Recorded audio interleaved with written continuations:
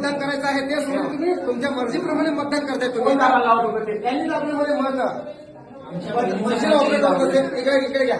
तुम्हाला कोणी अधिकार दिले ते बटन तुमच्या मर्जीप्रमाणे ताईने बोलवलं तर तुमचं काम आहे कुठलं बटन दाबायचं. मी त्यांना सांगितलं साईडला घे तिकडे जे पलीकडे त्यांच्या समोर ह्यांना दाबायला परमिशन कशी काय दिली हा तुम्ही बटन दाबून घेताय म्हणजे काय करताय तुम्ही विकला गेलात का आपल्याला. यांच्या मर्जीप्रमाणे भाजपचं बटन दाबलं आहे. भाजपचं बटन असं करायचंच नाही ना. भारतीय जनता हे ठेवताय समोर. पार्टी. मी अंकिता कोंडे, प्रभाग क्रमांक 10, बूथ क्रमांक 11 यामध्ये सकाळी मतदान करायला आलते. तर तिथं मला छत्री या बटनाला दाबायचं होतं, पण ते दाबून गेलेलं नाही ना.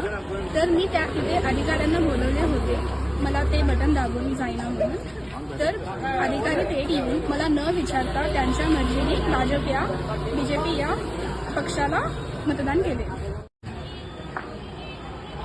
मी विजयकुमार वासुदेव अंकम, प्रभाग क्रमांक 10 मधील उमेदवार असून एका मतदाराला छत्री या चिन्हाला मतदान करायचं असताना ते बटन दाबला जात नव्हतं.